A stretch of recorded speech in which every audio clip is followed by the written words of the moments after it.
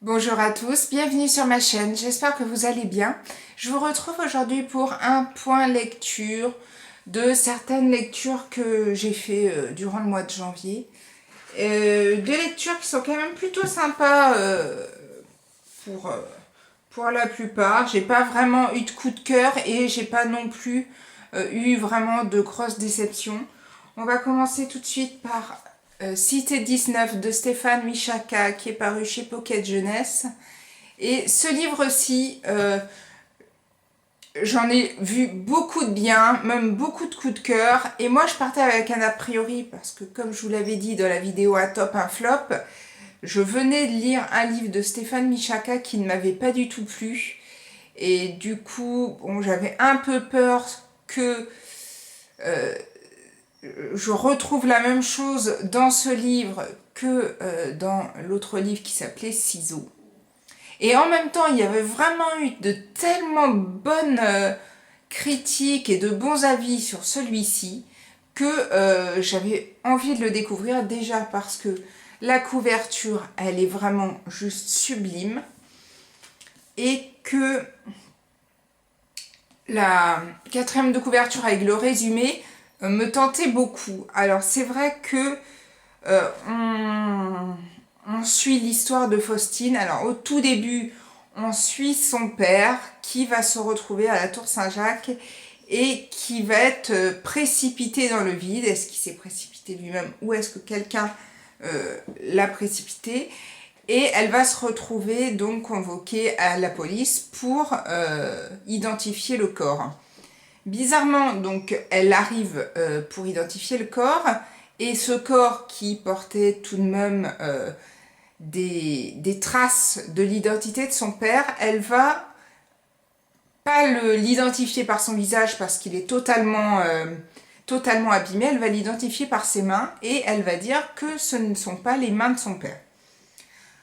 Et de là va découler des choses un peu bizarres dans sa vie. Elle va voir des personnes, elle va trouver un petit billet chez son père qui était gardien,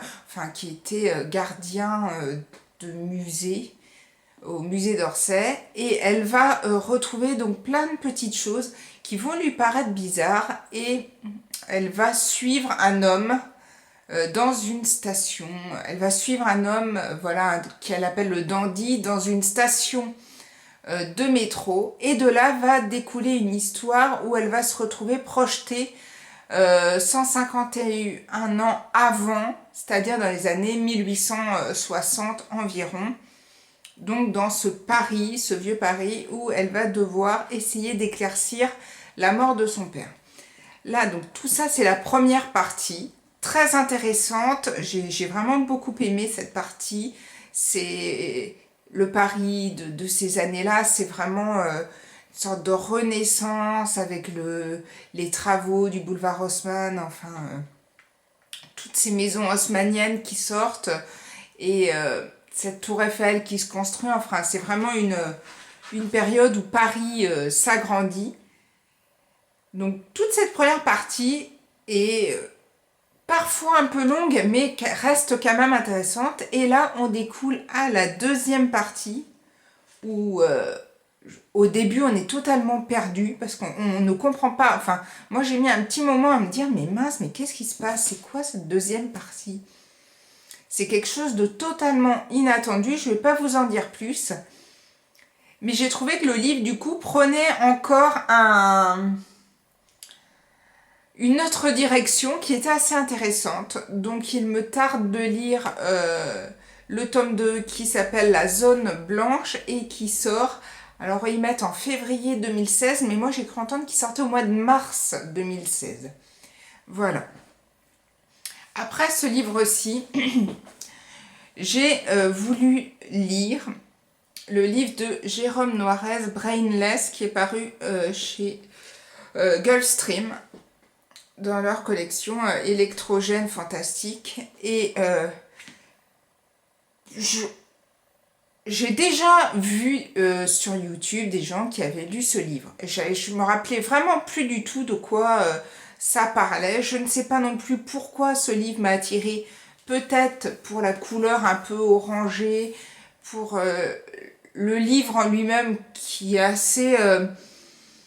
je sais pas, c'est assez bizarre. Franchement, moi je vois ça, je sais pas si j'ai envie de le lire, quoi, mais je trouve pas ça beau, je trouve pas du tout que c'est une belle couverture, mais j'avais envie de lire ce livre.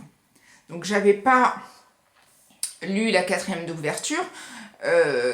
Dans un sens, heureusement, parce que franchement, si j'avais lu la quatrième de couverture, je suis pas sûre que j'aurais pris le livre, hein. Mais voilà, j'avais vraiment envie du coup de voir ce qui pouvait se cacher derrière cette couverture. Et c'est très déstabilisant. C'est un livre, je peux pas dire que j'ai aimé et je peux pas dire que j'ai pas aimé non plus. C'est vraiment un livre à part. Je sais pas si j'ai jamais lu cet auteur non plus d'autres livres qu'il a fait, mais j'ai lu jusqu'à la fin. Ça m'a plu, mais c'est tellement bizarre que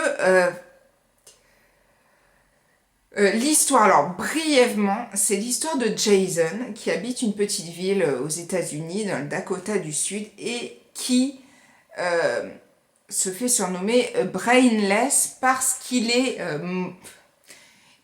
mort et qu'il a ressuscité, mais en gardant en fait enfin pas le corps d'un mort, mais voilà des caractéristiques de mort, c'est-à-dire qu'il est très pâle, il a la peau froide, et donc tous les jours, Brainless, donc Jason, se fait des injections de formol pour ne pas pourrir et se nourrit de euh, cerveaux humains ou animaux, pour pouvoir faire évoluer sa mémoire parce que donc lui, son corps lui réclame de la viande crue. Donc il est atteint d'un syndrome, alors le syndrome coma homéostatique juvénile, qui est donc une maladie qui touche pas mal d'adolescents aux États-Unis, des adolescents qui meurent et qui reviennent à la vie en tant que pseudo-zombies, mais voilà. Alors, c'est vraiment très bizarre. Moi, si vous avez envie de découvrir cette histoire, allez-y, parce que franchement, c'est pas mal, c'est plutôt bien écrit. On passe un beau moment à le lire, mais bon, voilà, c'est tellement bizarre qu'à la fin, on ne sait pas vraiment quoi en penser. Mais bon, ça m'a pas non plus déplu à ce point-là. En sachant que ce livre-ci, je l'avais lu après le livre que j'avais adoré de Sir Cédric. Donc c'est vrai qu'au tout début, je me suis dit, mon Dieu, je vais pas aimer du tout parce que ça va être vraiment trop... Et puis au final, il est passé quand même. Donc voilà. Ensuite, j'ai lu La Dame de Pierre de Xavier Marie Bonneau, qui est un thriller, un polar qui est paru chez Belfond. C'est un livre qui me tentait, alors pas par la couverture, parce que je la trouve quand même... ben moi déjà rien que la statue avec les ailes, ça fait très religieux. J'avais peur de m'enliser dans une histoire un peu vieillotte, je sais pas pourquoi, mais en voyant ce type de couverture, je m'imaginais quelque chose, voilà, un polar un peu vieillot, et au final non, pas du tout. Il y a quand même quelques longueurs. Il est quand même parfois un peu long. C'est vrai que j'ai beaucoup aimé la première partie. Et la deuxième partie, bah, je me suis un peu essoufflée parce que ça revenait un peu toujours sur les mêmes choses. On s'y attendait quand même un petit peu.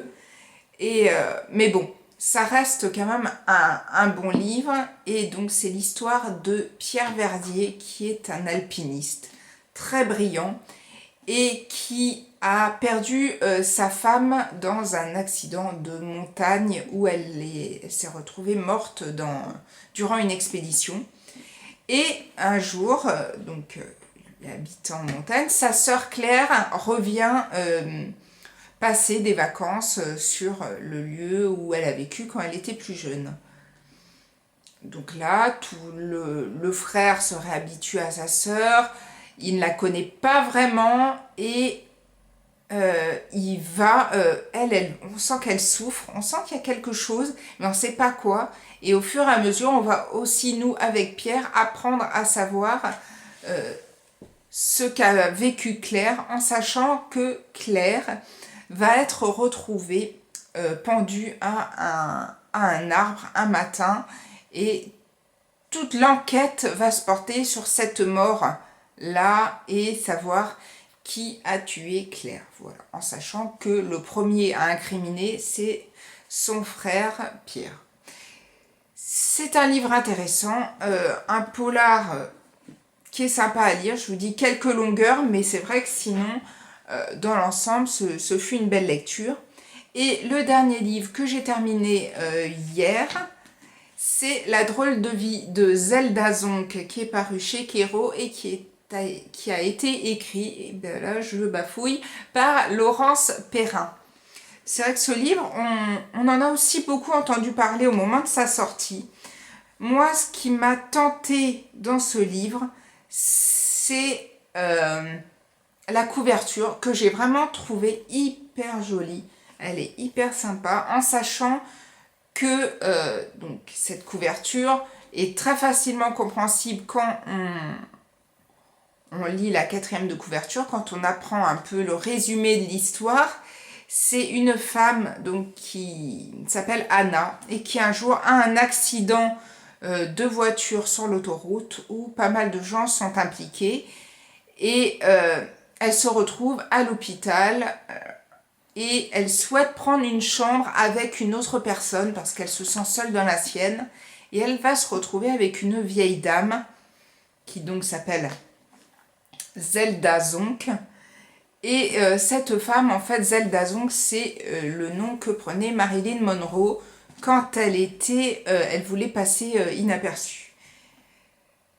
Et elle va donc sympathiser avec cette vieille dame, et elle va donc ensuite apprendre que c'était le nom d'emprunt de Marilyn Monroe, et va enquêter pour savoir si éventuellement cette vieille dame, qui a quand même des ressemblances physiques et qui, dans sa façon de raconter le peu qu'elle raconte de sa vie, pourrait coïncider avec le personnage de Marilyn Monroe, qui donc ne serait pas morte, ne se serait pas suicidée, mais serait au final toujours vivante dans un coin reculé d'Irlande. J'ai beaucoup aimé cette histoire parce que je trouvais ça génial d'imaginer qu'en fait Marilyn Monroe existe toujours et que c'est une vieille femme qui est dans un coin paumé et que personne ne sait que c'est elle. Je trouvais l'idée vraiment super jolie. Au-delà de cette histoire, il y a également toute une histoire ensuite sur Anna, sur sa vie, sur ses relations avec son compagnon Jeff, avec sa sœur Gail, avec le fils de Madame Zonk, Michael. Et donc c'est toute une histoire qui est un peu, bon, une histoire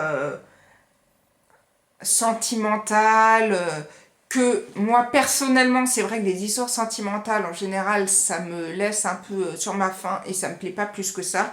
Mais celle-ci, j'ai vraiment...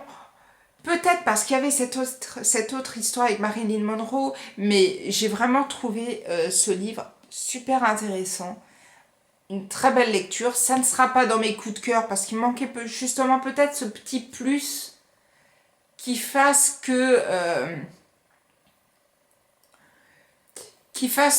ça bascule dans un coup de cœur. Je sais pas vraiment ce qui m'a manqué, mais il m'a manqué quelque chose pour que ce livre fasse partie de mes coups de cœur. Mais c'est vraiment une belle lecture. Si vous ne l'avez pas lu, n'hésitez pas à découvrir ce livre. Et donc voilà, j'en ai fini pour mes lectures de ce mois de janvier, plus en sachant que j'avais Ciseaux que je n'ai pas terminé et le livre de Sir Cédric. Voilà, c'est des lectures qui étaient relativement chouettes ce mois-ci. C'est vrai que ça fait du bien. Ça fait du bien de changer. Ça fait aussi du bien, parce qu'à part Cité 19, de me replonger aussi dans des lectures un peu plus adulte comme ces deux-ci. Et c'est vrai que moi, ça m'a fait du bien, en particulier, voilà, la drôle de vie de Zelda donc. Voilà, je vous souhaite une bonne journée, plein de belles choses, prenez soin de vous et moi je vous dis à bientôt pour une prochaine vidéo qui sera sûrement ma pile à lire pour le mois de février. À bientôt, ciao ciao.